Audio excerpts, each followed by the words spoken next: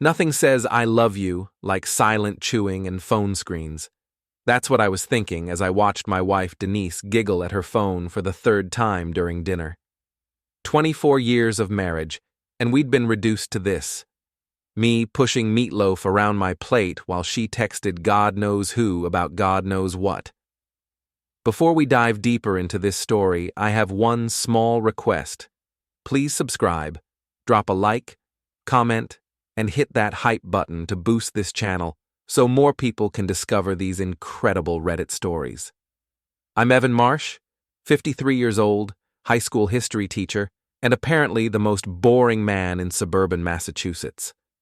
At least, that's what I gathered from the increasingly frequent eye rolls and heavy sighs coming from across the dinner table. "Who's texting you?" I asked, trying to keep my voice light. Denise looked up, her face flushed. "Just work stuff. You know how it is at the dental office." Right. Because dental hygienists typically worked until 9 at night and found their job so hilarious they couldn't stop smiling. I'd been teaching teenagers for 27 years. I knew a lie when I heard one. "Tyler again?" I pressed. Her face went crimson. Tyler Grant was her coworker, 31 years old, drove a red Tesla, and apparently had abs you could grate cheese on. I knew this because Denise had mentioned it multiple times, along with his dedication to fitness and his refreshing perspective on life. "Evan, don't be paranoid. Tyler's just a friend." Friend. Right. The kind of friend who texted at all hours, who she'd started going to work dinners with, who she mentioned in every conversation like some kind of dental hygienist superhero. I stabbed my meatloaf harder than necessary. "When did you start caring so much about work dinners? You used to complain about office parties." "People change, Evan. I'm rediscovering myself." Ah, the magic phrase. Rediscovering herself. She'd been using that line for 3 months now, ever since she'd joined Tyler's gym and started buying clothes that cost more than my monthly car payment. The phone buzzed again. This time she actually giggled out loud. "Seriously?" I set down my fork. "We're having dinner." "God, Evan, you're so dramatic. It's just a funny meme." I reached across the table. "Let me see." She yanked the phone away like I'd tried to grab a live grenade. "It's nothing, just work stuff." Work stuff. At 9:15 on a Tuesday night, from a guy who probably couldn't spell periodontal if his life depended on it. I stood up and started clearing the table. 24 years, and it had come to this. Me, washing dishes alone while my wife texted her friend in the next room. That's when I heard her on the phone. "No, he doesn't suspect anything," she was saying in a low voice. "He's too wrapped up in his little teacher world to notice." I froze, a plate halfway to the dishwasher. "Tomorrow night sounds perfect. That new Italian place? I'll tell him I'm working late again." My hands were shaking. Actually shaking, like some pathetic cliché from a bad movie. But there it was, my wife, planning a date with another man while I cleaned up our dinner. I finished the dishes in silence, my mind racing. Part of me wanted to storm into the living room and confront her right there. But I'm a teacher. I plan things. I think them through. When I walked back into the dining room, she was off the phone, scrolling through Facebook like nothing had happened. "Denise," I said carefully, "we need to talk." She didn't look up. "About what?" "About us. About where this marriage is going." Now she looked up and I saw something in her eyes I'd never seen before. Contempt. Pure, undiluted contempt. "Evan, not everything has to be a big discussion. Sometimes people just need space to grow." Space to grow. Is that what we're calling it? She sighed, the kind of exaggerated sigh she usually reserved for telemarketers. "You're being paranoid again." "Am I? Because from where I'm sitting, it looks like my wife is planning secret dinners with a guy half her age while lying to her husband about working late." The silence stretched between us like a chasm. Finally, she stood up. "I'm going out," she said. "Where?" "Tyler and I are grabbing drinks. We're discussing a work project." There it was. Right out in the open, no pretense left. I looked at my wife of 24 years, this woman I'd loved since she was 25, and felt something cold settle in my chest. Denise, I said quietly, if you walk out that door tonight, we're done. She stared at me for a long moment. Then she laughed. Actually laughed. Don't be so dramatic, Evan. It's just drinks. She grabbed her purse and headed for the door. At the threshold, she turned back. You know what your problem is? You think the world revolves around you. Well, guess what? It doesn't. Some of us want more than grading papers and watching Netflix every night. The door slammed behind her. I stood there in my empty house, listening to her car pull out of the driveway and thought, I hope the restaurant's worth the price of a marriage. The next morning, Denise came home at 6 a.m., wearing the same clothes from the night before. Her hair was a mess, her makeup smudged, and she reeked of cologne that definitely wasn't mine. I was sitting at the kitchen table with my coffee, grading papers like the boring teacher she'd married. She walked past me without a word. How was your work project? I asked. She paused at the bottom of the stairs. Fine. Must have been a long meeting. We had a lot to discuss. Right. I'm sure they discussed a lot of things. Probably not much related to dental hygiene, though. She went upstairs and I heard the shower running. 20 minutes later, she came down in her work scrubs, grabbed a granola bar, and headed for the door. Denise. She stopped, but didn't turn around. Are we going to talk about this? About what? About the fact that you didn't come home last night. She turned then, and I saw that contempt again. Evan, I'm 49 years old. I don't need permission to have a social life. You need permission to cheat on your husband. The words hung in the air between us. She could have denied it, could have acted shocked, hurt, offended. Instead, she just stared at me. I'm not cheating, she said finally. I'm living. And then she was gone. I sat there for a long time, staring at my coffee cup and thinking about the word living. Apparently, 24 years of marriage, raising our daughter Sarah, building a life together, none of that counted as living. Only sneaking around with Tyler Grant counted as living. At school that day, I couldn't concentrate. My first period American history class was discussing the Revolutionary War, and all I could think about was my own personal Boston Tea Party happening at home. Mr. Marsh? Jessica Chen, one of my better students, was looking at me with concern. Are you okay? Fine, I said. Just tired. But I wasn't fine. I was angry. Angrier than I'd ever been in my life. During lunch, I called my daughter Sarah at college. Dad, what's wrong? Smart kid. She could hear it in my voice. Sarah, I need to ask you something, and I need you to be honest with me. Has your mother said anything to you about problems in our marriage? Long pause. Too long. Dad, just tell me. Another pause. Then, she called me last week.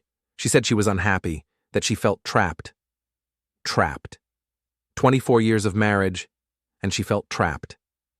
Did she mention Tyler? Who's Tyler? At least she hadn't dragged our daughter into her midlife crisis. Yet. Never mind, things are complicated right now. Dad, are you and Mom getting divorced? The question hit me like a punch to the gut. I don't know, honey. I honestly don't know. That afternoon, I did something I'd never done before. I hired a private investigator. Her name was Janet Morrison, and she came recommended by my lawyer friend, Marsh. Janet was in her 50s, looked like somebody's aunt, and had a reputation for getting results. How long has this been going on? She asked, taking notes in a small leather notebook. 3 months, maybe 4. That's when she started acting different. Different how?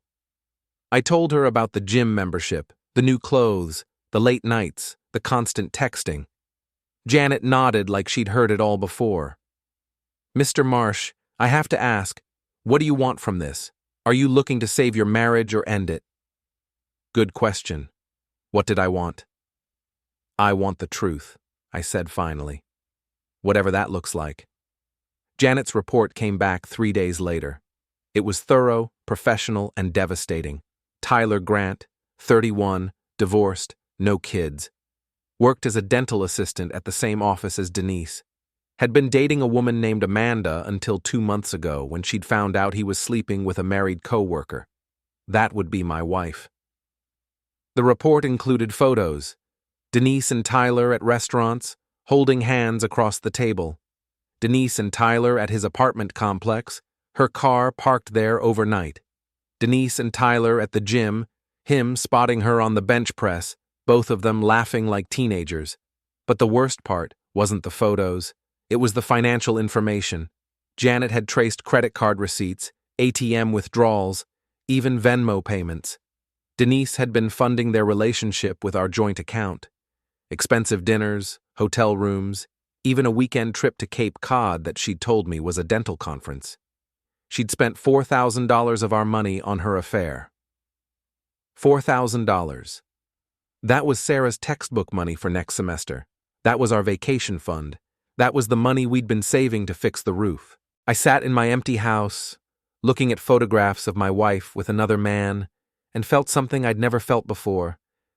Not just anger, not just hurt. Something colder.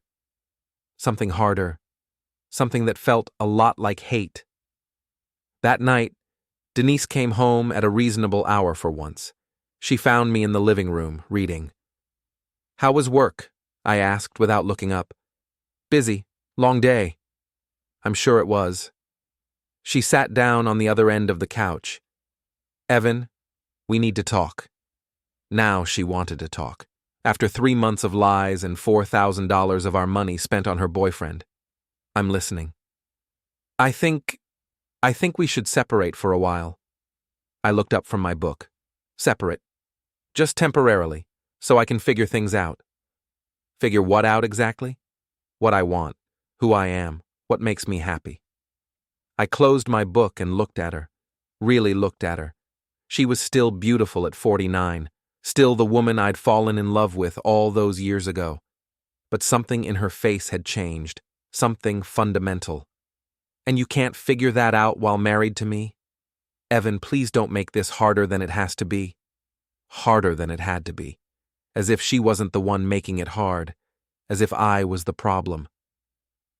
"Does Tyler know you're asking for a separation?" She went pale.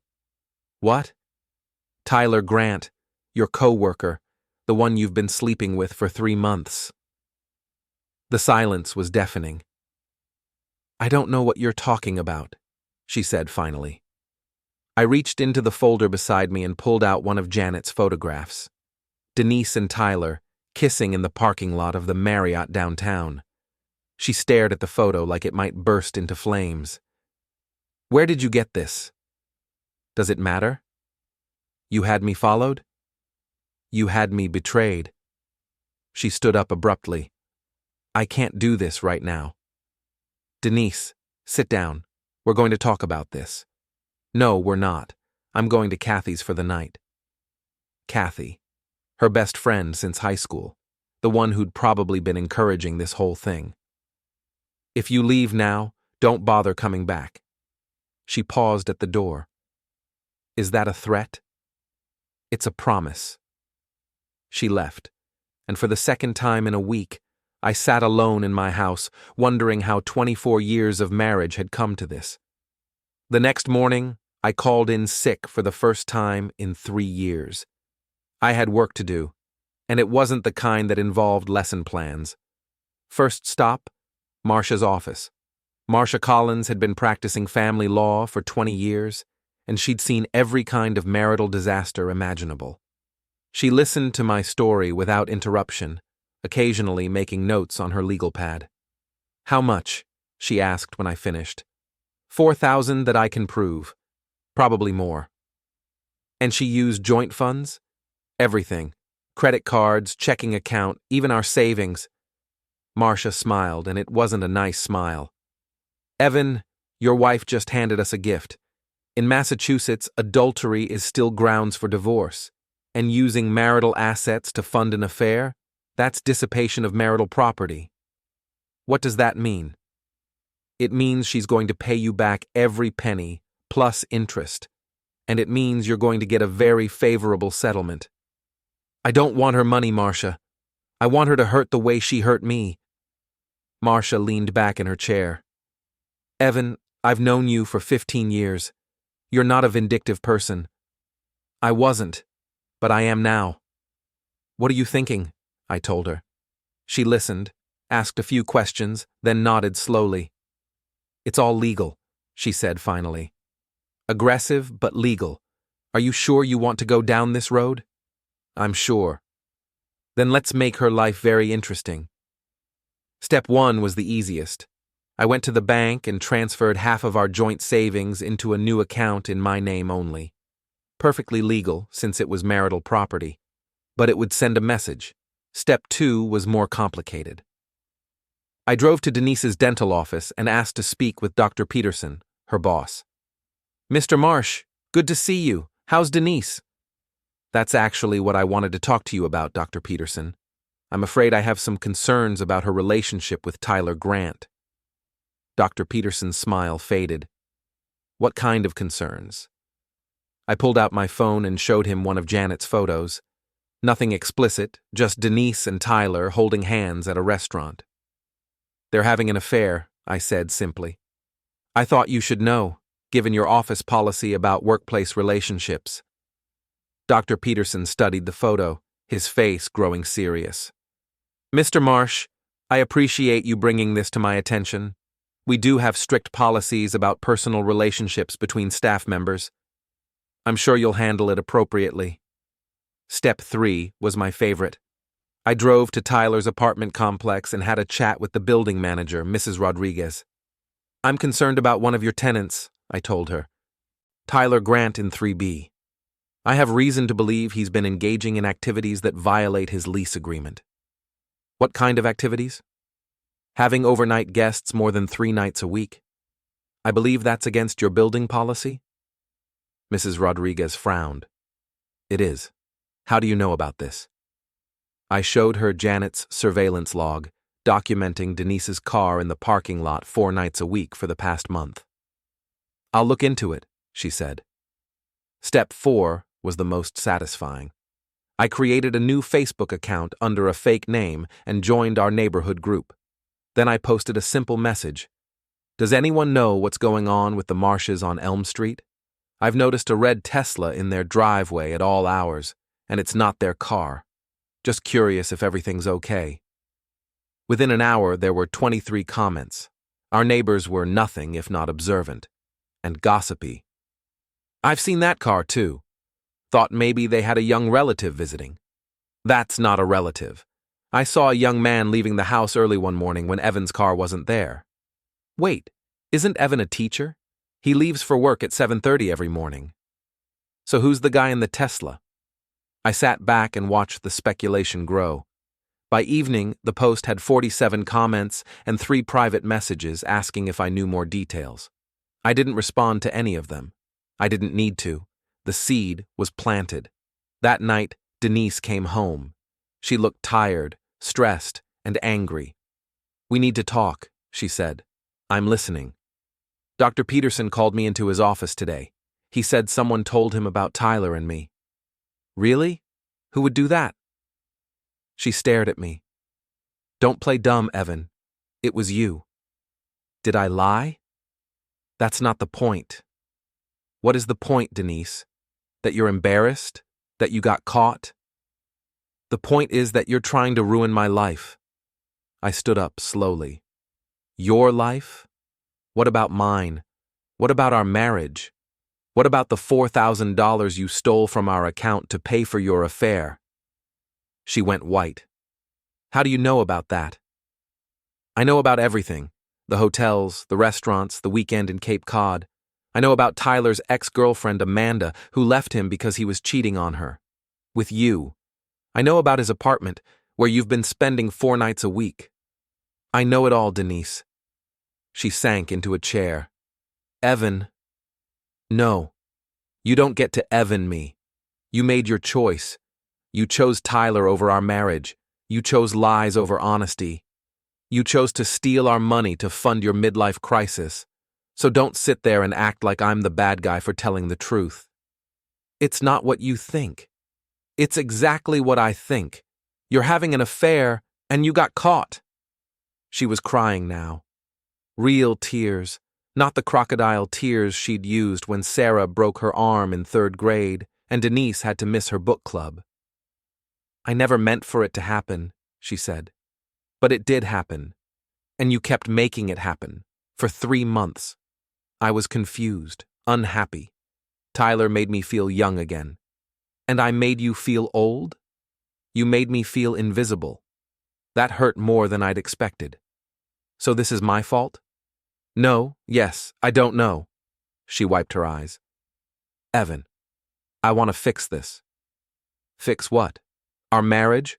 Or your job situation? Both. I looked at her, sitting there in our living room, crying about the consequences of her own choices, and felt nothing. No love, no hate, no pity, just nothing. It's too late for that, I said. Please, Evan, Tyler doesn't mean anything to me. Then why did you spend $4,000 on him? She didn't have an answer for that.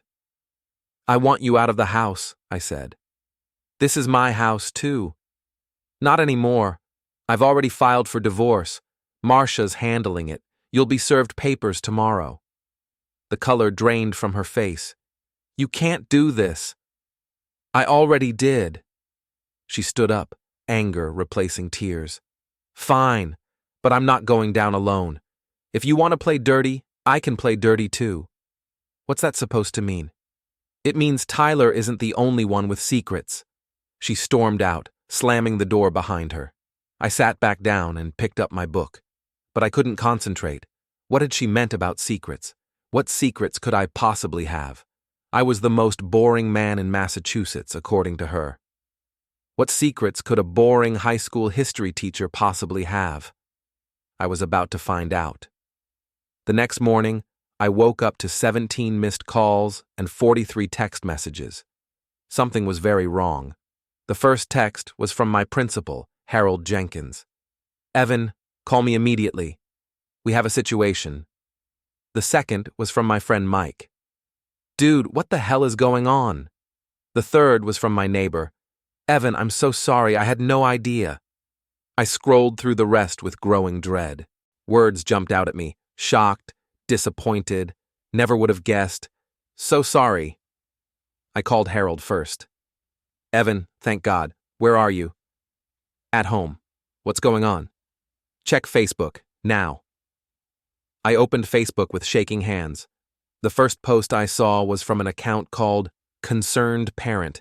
It was posted in our town's main community group, which had over 8,000 members. Parents of Lincoln High students should be aware that teacher Evan Marsh has been having inappropriate relationships with female students. I have proof. Please share to protect our children. Below the post were dozens of comments, each one more damaging than the last. I always thought there was something off about him. My daughter said he gave her extra attention after class. This explains why he's been acting strange lately. Fire him immediately. I scrolled down, my hands shaking. There were more posts, all from the same account, all with evidence. Photos that had been doctored to make innocent interactions look suspicious. A picture of me helping a student with her laptop, cropped to look intimate. A photo of me talking to Jessica Chen after class, with a fake text conversation superimposed, suggesting inappropriate contact. It was all lies, every single word, but it looked real enough to fool people who wanted to believe it. My phone rang. Harold again. Evan, I have to suspend you pending investigation. I'm sorry, but my hands are tied. Harold, none of this is true. You know me. I know, but the school board is panicking. Parents are calling, demanding action. I need you to stay away from campus until we sort this out. I hung up and stared at my phone. 27 years of teaching, destroyed in one night. I knew exactly who was behind this. I drove to Kathy's house, where Denise had been staying. Kathy answered the door with a smirk on her face. Well, well, if it isn't the predator teacher. Where is she? Denise, she's at work, or what's left of her job anyway. Tell her I want to talk. I'll tell her, but I don't think she wants to see you right now. She's pretty upset about what you did to her career. What I did? She's the one who what? Had an affair? Big deal. You tried to destroy her life over it. I stared at Kathy, this woman I'd known for 20 years, who'd been a bridesmaid at our wedding, who'd held Sarah as a baby. She was looking at me like I was something she'd scrape off her shoe. So you helped her destroy mine? You destroyed your own life, Evan. We just gave you the push. I drove home in a daze. My phone kept ringing, but I ignored it. I needed to think. At home, I found my front yard decorated with toilet paper and eggs. Someone had spray-painted pervert on my garage door. My mailbox was knocked over. I sat in my car, looking at my house, and realized that Denise had won. She'd played the nuclear option, and she'd won. But then I remembered something Janet had told me. In situations like this, the person who stays calm usually comes out ahead. I called Janet. I heard, she said before I could speak. I'm already on it. On what? Tracing the Facebook account, finding out who created those fake images, building your defense. Can you prove they're fake? Evan, I've been doing this for 15 years. Trust me, I can prove they're fake, but more importantly, I can prove who made them. How long? Give me 24 hours. That was the longest day of my life. I stayed inside, ignoring the phone, ignoring the doorbell, ignoring the occasional car that drove slowly past my house. I knew people were talking. I knew my reputation was in ruins. But I also knew something they didn't. I knew the truth. The next evening, Janet called. Got them, she said simply. What did you find? The Facebook account was created from Tyler Grant's IP address. The photos were edited using software on his computer. And here's the best part. He was stupid enough to save the original images in his cloud storage. I felt a smile spread across my face for the first time in days. Can you prove it? Already have. I've sent everything to your lawyer and to the police. Creating fake evidence of a crime is a felony. Tyler's going to have bigger problems than his lease agreement. What about Denise? The metadata on the file shows she was present when they were created. She's an accessory. I hung up and sat back in my chair. They'd tried to destroy me, and instead, they'd destroyed themselves. The next morning, I got a call from Harold. Evan, I owe you an apology. The police contacted us last night. They've arrested Tyler Grant for creating false evidence and criminal harassment. The charges against you are being dropped. What about the school board? Emergency meeting last night. You're reinstated immediately with full back pay. And Evan, I'm sorry. I should have known better. I drove to school that morning for the first time in 3 days. Word had gotten out about Tyler's arrest, and the mood was completely different. Students who'd been avoiding me were suddenly apologetic. Teachers who'd been whispering stopped whispering. During lunch, Jessica Chen approached my desk. Mr. Marsh? I just wanted to say I'm sorry. I never believed any of that stuff about you. Thank you, Jessica. That means a lot. My mom says your wife was behind it. Is that true? I looked at this 17-year-old girl, so earnest and concerned, and realized that everyone would know soon enough anyway. Yes, I said. It's true. That's really messed up. Yes, it was. That afternoon, I got a call from Marcia. Evan, we need to talk. Denise's lawyer called. She wants to negotiate. Negotiate what? Everything. Alimony, property division, the whole divorce. Apparently, she's realized that being an accessory to filing false criminal charges isn't going to help her case. What's she offering? To go away quietly. No alimony, split the house proceeds 50-50. She keeps her car and personal belongings. It was a good offer. More than fair, considering what she'd done. No, I said. No? I want her to pay for what she did, not just to me, to my students, to my colleagues, to everyone who believed her lies. Evan, revenge is expensive. So is rebuilding a reputation. Marcia sighed. What do you want? I told her. She was quiet for a long moment. That's aggressive, she said finally. She tried to destroy my life over an affair. I think aggressive is appropriate. All right, but once we file this, there's no going back. I'm counting on it.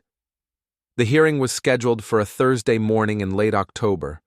I arrived early, wearing my best suit, carrying a folder full of evidence that would end my marriage and destroy my wife's life. I felt nothing, no sadness, no anger, no regret, just a cold determination to finish what she'd started. Denise arrived with her lawyer, a nervous-looking man named Patterson who kept glancing at me like I might explode. She looked terrible, thin, pale, with dark circles under her eyes. The affair glow was gone, replaced by the harsh reality of consequences. Tyler wasn't there. He was in jail, awaiting trial for criminal harassment and filing false reports. His bail had been set at $50,000, which apparently was more than a dental assistant could afford. Judge Morrison called the court to order. She was a stern woman in her 60s who'd seen every kind of marital disaster imaginable. This is a contested divorce hearing, she began. Mr. Marsh is seeking dissolution of marriage on grounds of adultery, with claims of dissipation of marital assets and intentional infliction of emotional distress. Patterson stood up. Your Honor, my client disputes these claims and requests a fair division of marital property. Marcia stood. Your Honor, we have extensive evidence of Mrs. Marsh's adultery, her use of marital funds to support that adultery, and her participation in a criminal conspiracy to file false charges against my client. The judge looked at Denise. Mrs. Marsh, do you dispute that you had an extramarital affair? Denise's lawyer whispered something in her ear. She shook her head. No, Your Honor. I don't dispute it. Do you dispute that you used marital funds to support this affair? Another whispered conversation. Another head shake. No, Your Honor. Do you dispute that you participated in creating false evidence against your husband? This time, Patterson stood up. Your Honor, my client was not charged in that matter. But she was present when the evidence was created? Patterson looked defeated. Yes, Your Honor. Judge Morrison made a note.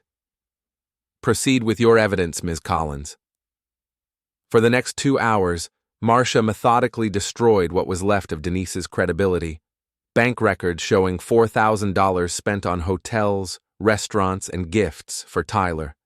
Credit card receipts from their weekend getaway, photos of them together, time-stamped and dated.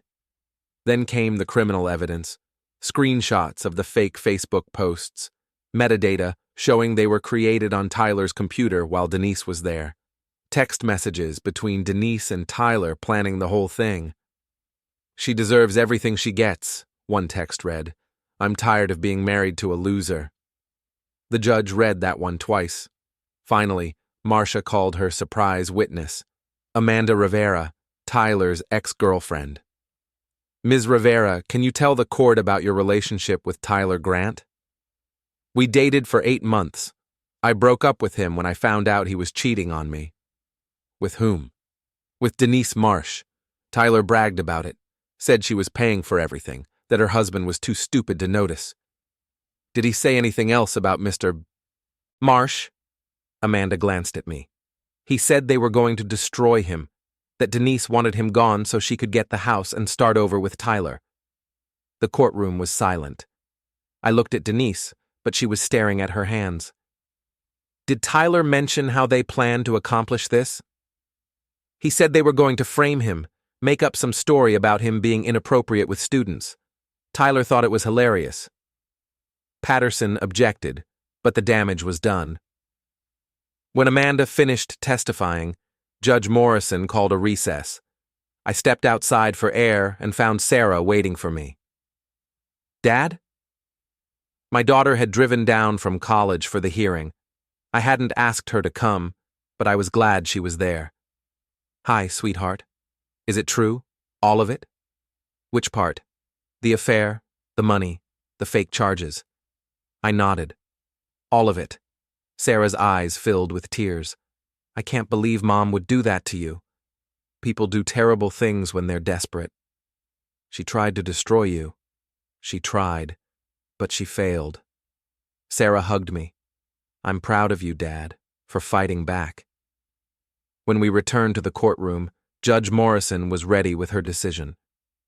I've reviewed all the evidence presented today, she began. This is one of the most egregious cases of marital misconduct I've seen in 20 years on the bench. She looked directly at Denise. Mrs. Marsh, your actions were not only morally reprehensible, but criminally stupid. You betrayed your husband, stole marital assets, and then attempted to destroy his reputation and career when he discovered your affair. Denise was crying now, but Judge Morrison wasn't finished. Therefore, I'm granting Mr. Marsh's petition for divorce on grounds of adultery. Mrs. Marsh will receive no alimony and will be required to repay the $4,000 in dissipated marital assets, plus interest and Mr. Marsh's legal fees. Patterson started to object, but the judge held up her hand.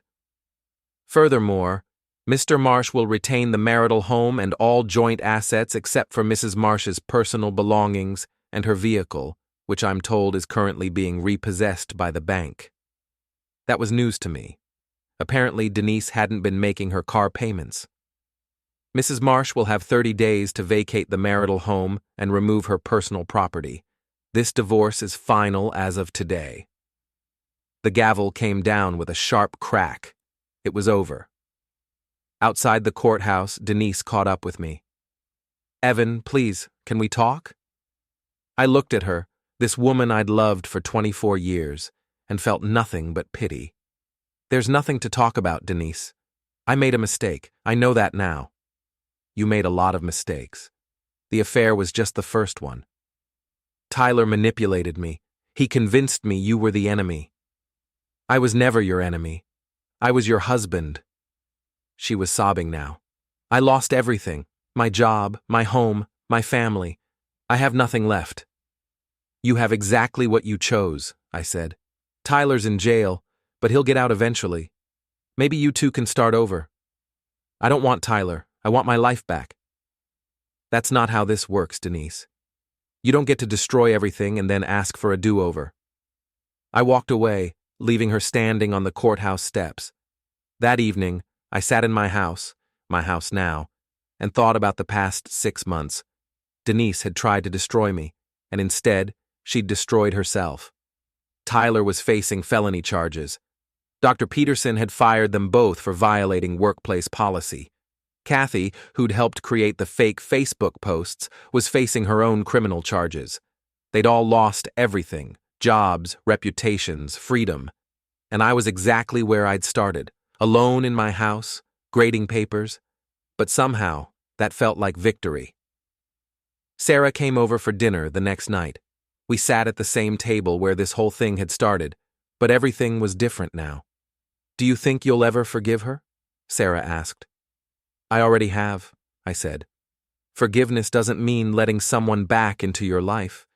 It just means letting go of the anger. Are you happy, Dad? I thought about it. Was I happy? I wasn't sure. But I was free. Free from lies, free from betrayal, free from the constant wondering and worrying. I'm at peace, I said finally. That's enough for now. 3 months later, I heard through mutual friends that Denise had moved back in with her mother in Ohio. Tyler had pled guilty to the criminal charges and received 2 years probation and community service. He'd also been fired from the dental office and was working at a gas station. Kathy had received a suspended sentence but lost her job at the bank when her criminal record came to light. The fake Facebook posts had been removed, but screenshots lived forever on the internet. Any future employer who Googled their names would find the whole story. They'd all paid the price for trying to destroy an innocent man. As for me, I went back to teaching, back to my quiet life, back to grading papers and watching Netflix. But I wasn't the same man Denise had left that night 6 months ago. I was harder now, more cautious, less trusting. But I was also stronger. I'd survived the worst thing that had ever happened to me, and I'd come out the other side intact. Some nights, I still thought about that dinner when Denise had laughed at my ultimatum, when she'd walked out the door, choosing Tyler over our marriage.